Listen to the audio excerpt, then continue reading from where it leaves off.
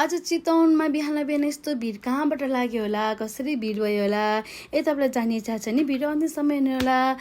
High, म माया अनि तपाईँलाई स्वागत छ मेरो मिनी भ्लग एपिसोड 5मा।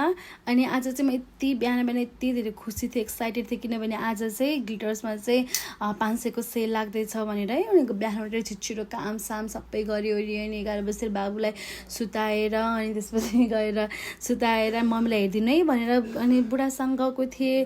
तर के गर्नु, जानु मात्र भयो, यति धेरै भिड है। झन् 500को सेल हो, यो किन्छु त्यो किन्छु, मतलब 5-6वटा किन्छु भनेर यति एक्साइटेड भएर गएको थिएँ। प्रायः भिडियो हेरेर ज्याकेट किन्छु, टी सर्ट किन्छु, सुरुवाल किन्छु, हुन्छ नि सबै किन्छु भनेर गएको थिएँ। तर यस्तो भिडकै मान्छेहरू छाता ओढेर यस्तो घाममा है, अनि लाइनमा कसले बच्चा लिएर आएको छ, कसले के लिएर आएको छ है। मान्छेहरू यति धेरै लाइन थियो कि यति धेरै लाइन थियो, म त जान सकिनँ। जान्छु जस्तो भएको थियो, तर त्यो भिडले गर्दा म आत्तिएँ। म पारिपट्टि आएर चाहिँ म बसेँ।